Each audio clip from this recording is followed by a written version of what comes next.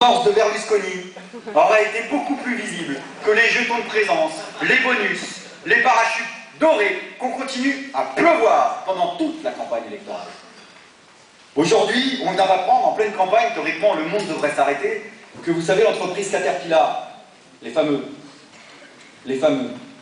ceux qui ont fait 733 licenciements, vous savez, ceux qui ont baladé tout le monde en fausse négociation pendant des mois et des mois, avec la résistance des salariés. Bon, on vient d'apprendre, c'est la nouvelle de la semaine, qu'ils viennent de réaliser 3,5 milliards de bénéfices et de dividendes, soit 17% d'augmentation.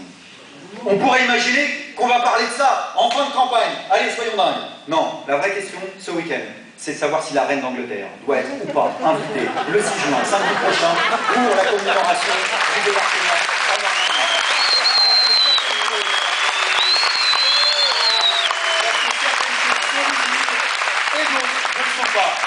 Ce qui est un peu invisible, qui nous préoccupe pourtant tous, c'est que maintenant il y a une personne sur 8 en France qui vit en dessous du seuil de pauvreté. C'est que maintenant, quand on fait les vrais comptes, il y a 5 millions de chômeurs. Quand on fait les vrais comptes, il y a déjà 5 millions de chômeurs. Parce qu'ils s'arrangent pour pas tout comptabiliser.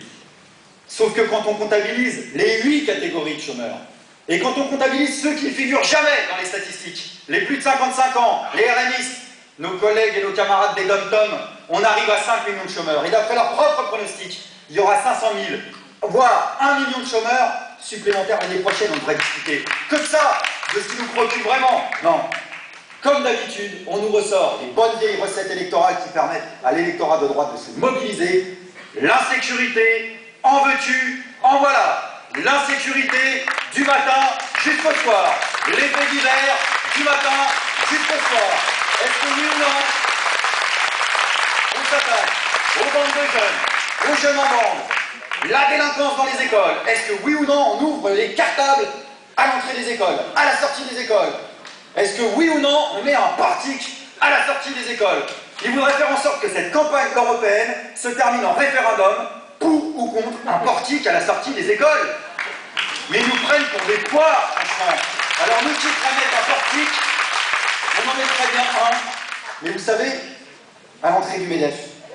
Histoire que ça sonne quand les subventions publiques rentrent, et ça, d'ailleurs, elles rentrent surtout, et ça, c'est l'argent du impôt, et ça va dans les groupes, comme Caterpillar, qui font des bénéfices, qui font encore, et qui nous sont finis.